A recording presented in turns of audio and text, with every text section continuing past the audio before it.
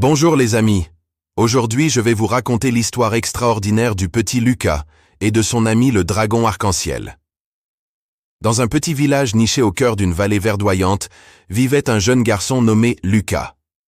Il était connu pour sa curiosité débordante et son imagination sans limite. Chaque jour après l'école, Lucas aimait explorer la forêt mystérieuse qui bordait sa maison. Un beau matin d'été, alors qu'il suivait un papillon aux ailes dorées, Lucas découvrit une grotte scintillante qu'il n'avait jamais vue auparavant. Les parois brillaient de mille feux, comme si des étoiles y étaient incrustées. En s'aventurant plus profondément, il entendit un petit ronflement mélodieux. À sa grande surprise, il découvrit un bébé dragon endormi. Mais ce n'était pas un dragon ordinaire.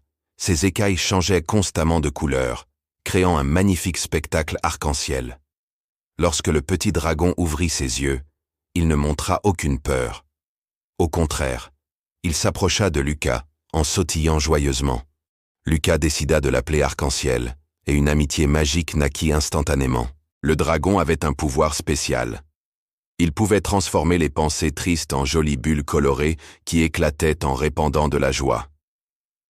Ensemble, ils passaient des heures à jouer, à voler au-dessus des nuages et à explorer des endroits secrets de la forêt.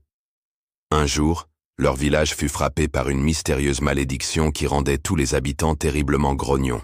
Les couleurs commencèrent à disparaître, laissant place à un monde gris et terne. Lucas et Arc-en-ciel comprirent qu'ils devaient agir. Ils partirent alors en quête de l'ancien sage de la montagne, le seul qui pourrait les aider à comprendre l'origine de cette malédiction. Leur voyage les mena à travers des prairies enchantées, des rivières chantantes et des grottes aux cristaux parlants. L'ancien sage leur révéla que la malédiction venait d'une fleur rare, la rose de la bonne humeur, qui avait été déracinée par accident. Sans elle, la joie ne pouvait plus circuler naturellement dans le village. Pour lever la malédiction, ils devaient retrouver une nouvelle rose et la planter avant le coucher du soleil suivant. Lucas et Arc-en-ciel s'envolèrent vers le jardin des merveilles, situé au sommet de la plus haute montagne.